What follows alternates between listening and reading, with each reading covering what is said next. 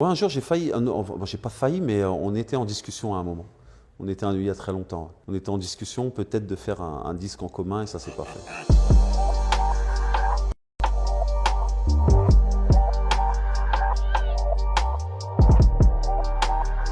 Je devais avoir 6-7 ans et j'habitais à Jean Massé à Trappes. Et puis mon père, il voulait m'inscrire à l'école de musique comme mes 6 autres grands frères et sœurs, mes 5 autres grands frères et sœurs. Il y a 2 ans, je demandais à mon père pourquoi tu m'as inscrit à l'école de musique quand j'avais 6 ans. Père à son âme, il me dit tu sais, je t'ai pas inscrit pour que tu deviennes une star, mais je t'ai juste inscrit pour t'éloigner un petit peu des mauvaises influences qu'il y avait dans le quartier, tu vois. En fait, moi, comme à la base, je voulais pas trop aller à l'école de musique. Et ben, la première année, c'était ce qu'on appelle l'éveil musical, où ils te donnaient des cours de chant, de solfège, et où t'initiaient à plusieurs instruments.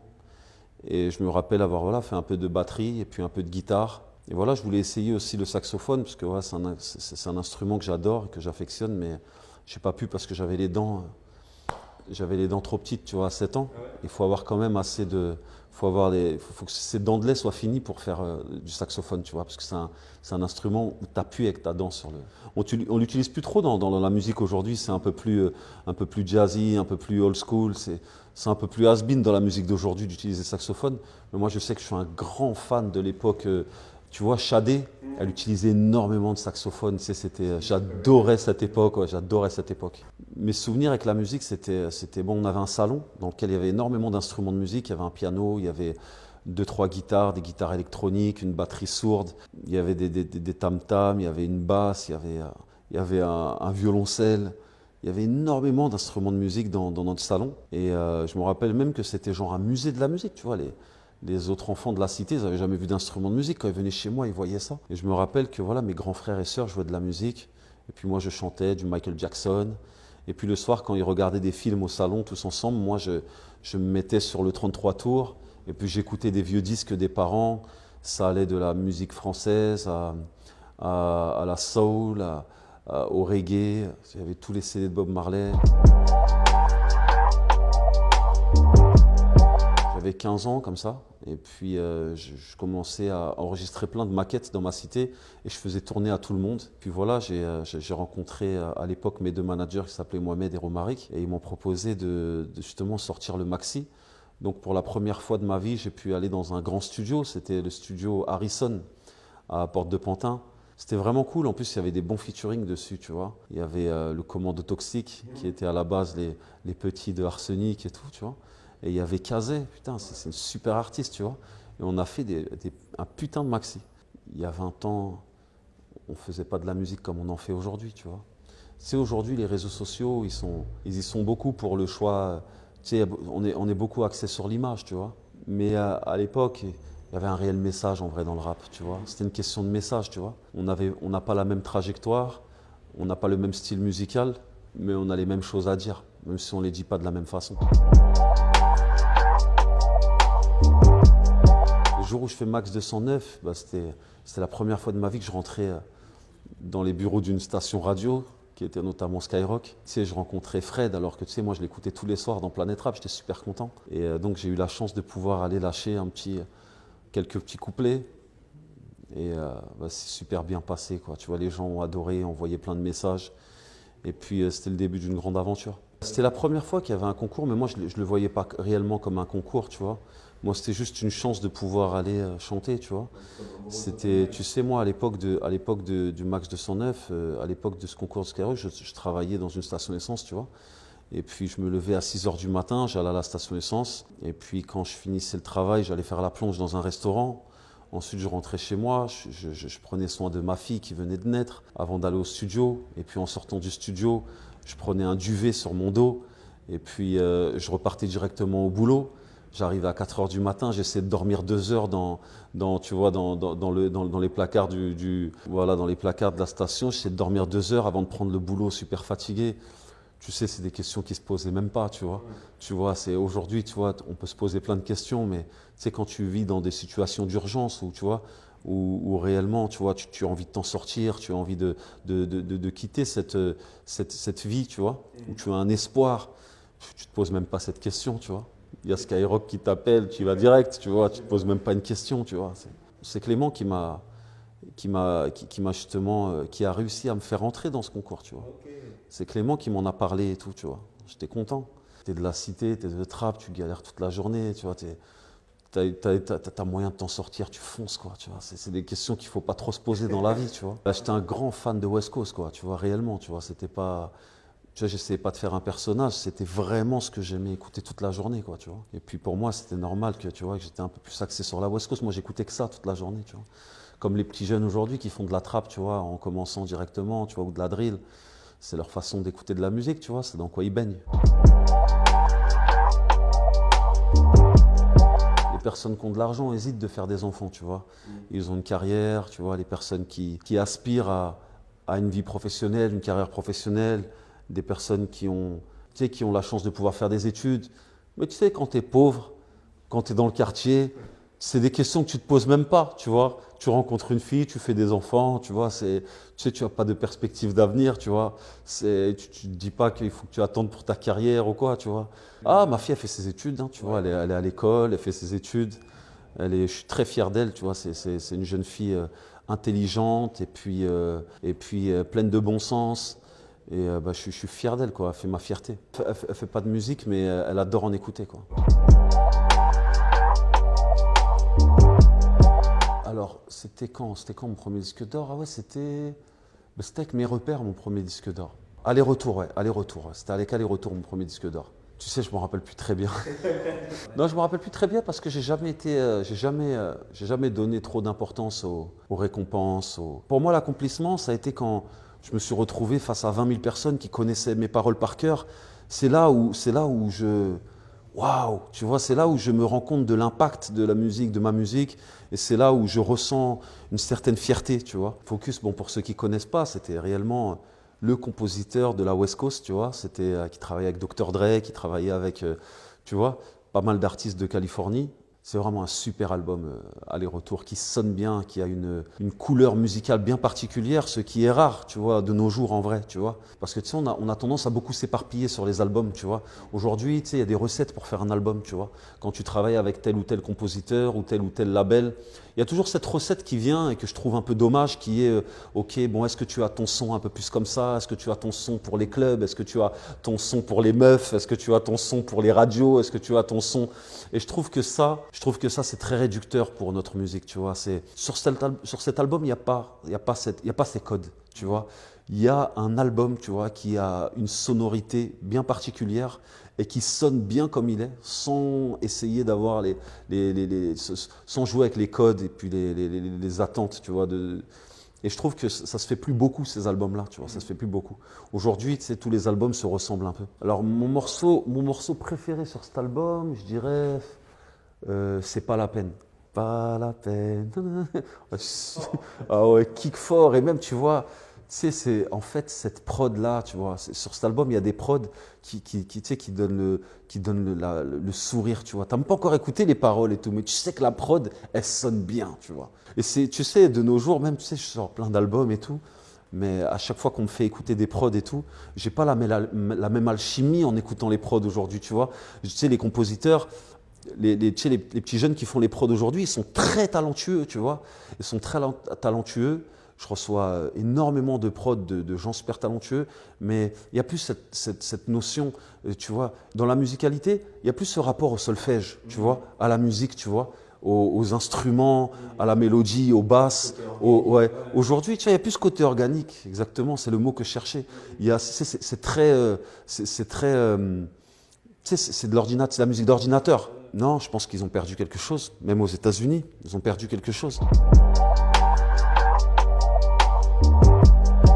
Alors, Banlieue Sale, ben pour qu'on sache, là, l'album qui sort aujourd'hui, 21, c'est toujours chez Banlieue Sale. Ça va faire 20 ans que j'ai créé Banlieue Sale presque, tu vois, ça fait 17 ans. C'est énormément de travail, tu vois, un label, c'est énormément de travail.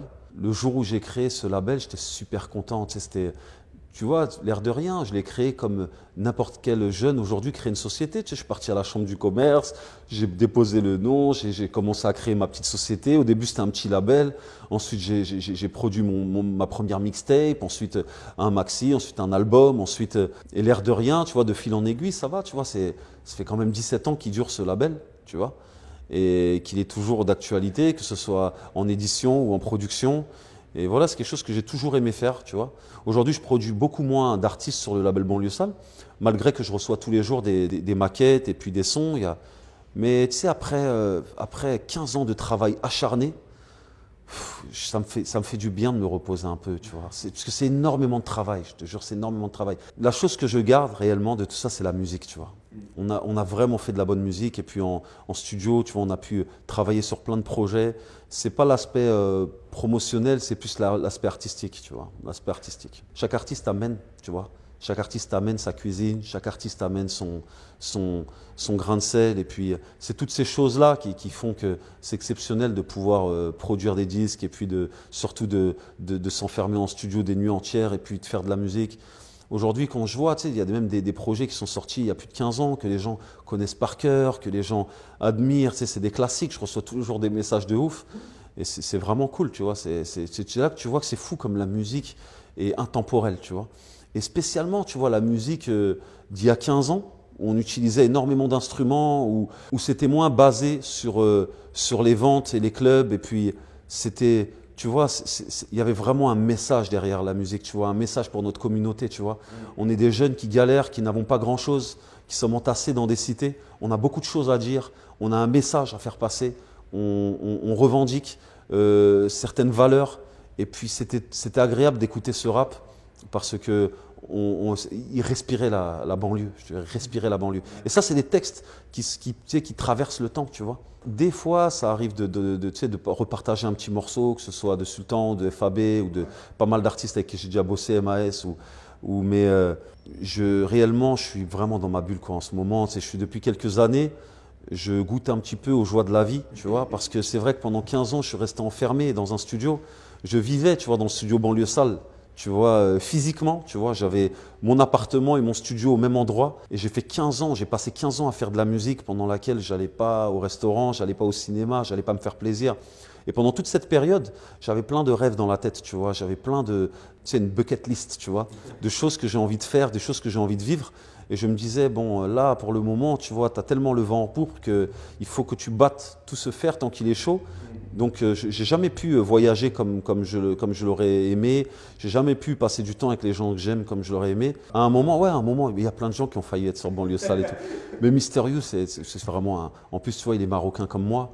Tu sais, c'est un bon artiste, tu vois. C'est un bon artiste. Et puis, dès que je l'ai écouté rapper la première fois, j'ai tout de suite senti le truc. C'est quelqu'un qui a un truc en lui, tu vois. Qui écrit bien, qui a un univers. Ah bah ça, au début, je l'ai monté et puis j'ai commencé à produire Cindy dessus.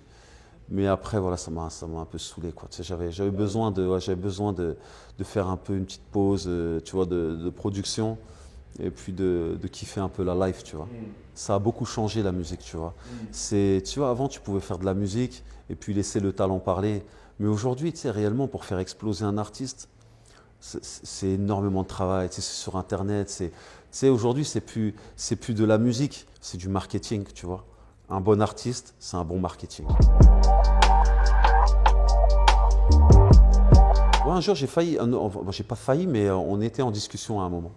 Il y a très longtemps. On était en discussion peut-être de faire un disque en commun et ça s'est pas fait. Ouais, c'était il y a 10 ans comme ça. On en a discuté un peu, mais bon, on n'a pas été très loin dans les discussions. Non, il n'y a pas eu de morceau d'enregistrement. Non, on n'est jamais allé en studio. On en avait juste parlé un peu.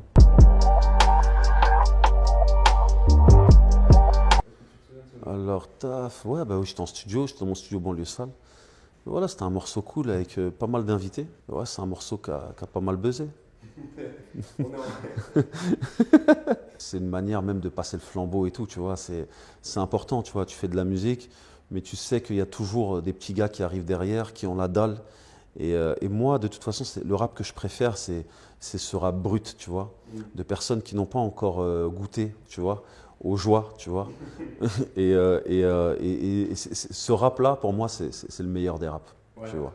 Ouais, c'est le rap d'en dessous, tu vois. C'est ces voix-là que j'aime écouter, moi. Ouais, bah, j'étais en studio en train de travailler avec Scalp. Et c'est lui qui a fait toutes les prods de l'album. Et voilà, j'ai la chance d'être en contact avec des artistes qui, pour moi, ont énormément de talent. C'est Sultan et Fababi. Et puis, je rentrais tout de suite dans l'aventure de la production de Cindy. Et donc voilà, je me suis dit, on est quatre, on va essayer de faire un petit album en commun. Voilà, tout simplement. Et moi, je ne pensais pas que ça allait aussi bien marcher parce que quand j'ai balancé le premier single, tout d'un coup, on est rentré sur toutes les radios. C'était incroyable. On était partout. Et j'étais 100% producteur indépendant de ce disque. Super expérience parce qu'on a pu faire énormément de concerts, de plateaux, c'était ouf, tu vois, c'était ouf.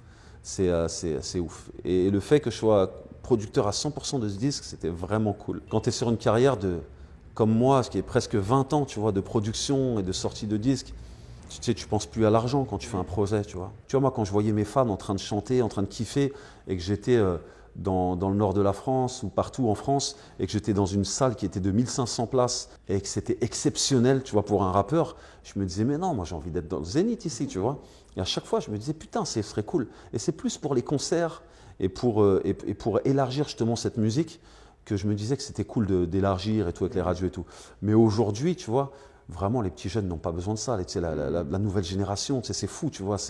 Ils sont même pas en radio, mais ils peuvent remplir un Bercy, tu vois. Mais c'était inimaginable à notre époque, inimaginable, tu vois. Quand tu vois Rof, tu vois, une grande époque, tu vois Rof qui est vraiment lourd. Tu sais, on est super content de remplir un Zénith. Moi, pareil, tu vois ce que je veux dire. Sefiu aussi, pareil, Soprano, tu vois. C'était, tu sais, remplir Zénith, c'était lourd. Putain, mais nous, on espérait remplir un Bercy, mais il fallait énormément de médias derrière nous et de puissance médiatique pour remplir un Bercy à l'époque, tu vois. C'était compliqué. C'est plutôt vers ce virage-là, tu vois, que j'aurais aimé virer, tu vois. Moi, Feu Rouge, quand je l'ai enregistré, je venais de finir aller-retour. Moi, je connaissais pas les lois des radios, les lois des Bercy ou les lois des... Tu vois, c'était juste l'amour de la musique, tu vois. Le morceau Feu Rouge, je l'ai enregistré le même jour que Ça fait mal. Je suis parti voir Clément d'Animal Son, il me fait écouter la prod de Ça fait mal. Je dis, incroyable. Je commence à écrire Ça fait mal. Ensuite, je finis le morceau. Et là, il me dit, ah, j'ai une dernière petite prod. Et il me fait écouter Feu Rouge. Et je dis, oh, lourd. Et je commence à kicker dessus aussi, pareil, tu vois. En fait, tu sais, ce qui se passe, c'est que réellement, tu vois, je pense qu'une des raisons pour laquelle les gens ont adhéré à mon délire et ont kiffé, c'est que réellement, on voyait qu'il n'y avait pas de calcul. Tu vois, il n'y avait pas de calcul. C'était juste un kiff, quoi, tu vois. Ouais, le jour où je bouge aux États-Unis, bien sûr, je m'en souviens. Tu sais, j'ai pas énormément voyagé dans ma vie, tu vois.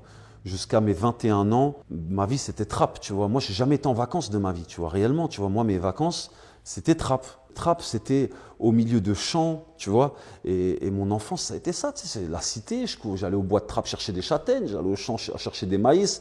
J'allais, tu vois, tu vois, c'était une ville où il y avait énormément de cheminots. Ils avaient tu vois, leur potager. J'allais leur prendre des cerises, des fraises, des framboises. Il y avait énormément de choses à faire pour un enfant, tu vois.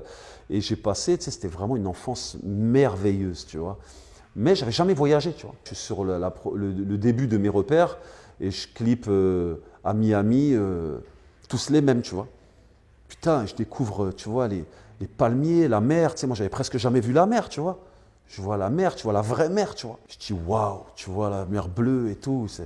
J'ai pété un câble. Je me suis dit, putain, il faut que je travaille dur. Et il faut que j'aille vivre aux États-Unis, tu vois, parce que j'aime le hip-hop, tu vois. Et il y avait, tu vois, ce côté, il y a le côté où c'est beau, et il y a le côté hip-hop, tu vois.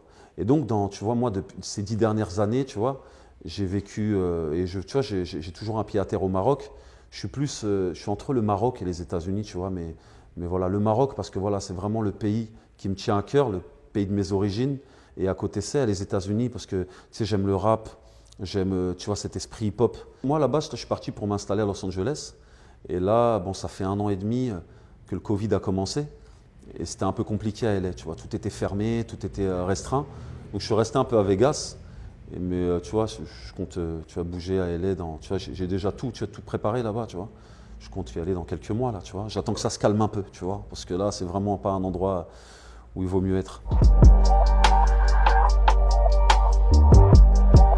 Ah ouais, bah écoute, là c'est sur l'album 21, tu vois, sur l'album 21 là qui sort là. Alors voilà, l'album il s'appelle 21 parce que je pense que tu vois, moi j'ai pas trop aimé cette année 2020, tu vois, avec le Covid, tu vois, je pense qu'on est plein comme ça, il y a plein de gens qui perdent leur travail, il y a plein de gens qui ont du mal à payer leurs factures. Et moi-même tu vois, j'ai passé un petit moment difficile en 2020, tu vois, avec la perte d'être proche. Il y a beaucoup d'espoir dans cet album, tu vois. Et je pense que on est pressé que cette année 21 passe, tu vois.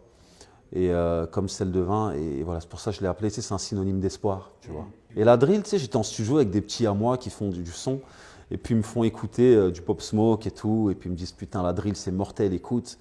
Et direct, j'écoute, et puis cette façon de poser, et puis la lenteur de la prod, la bonne grosse basse, tu vois. Moi, c'est la basse que j'aime dans la drill, parce que ça me rappelle des morceaux un peu plus anciens où on utilisait réellement la basse, tu vois. Et voilà, j'ai kiffé, et puis voilà, je me suis expérimenté, il y a 2-3 morceaux de drill dans l'album, et ils valent le détour. Je pense que la technique est là. C'est vrai qu'aujourd'hui, la musique d'aujourd'hui, tu vois, c'est grâce à des artistes comme ça que moi je l'aime, tu vois. C'est des artistes comme Pop Smoke, des artistes qui arrivent comme ça et puis qui cassent les codes et puis qui essaient de, tu vois, de créer quelque chose de nouveau, tu vois. Parce que j'ai l'impression que la trappe, ça tourne un peu en rond, tu vois.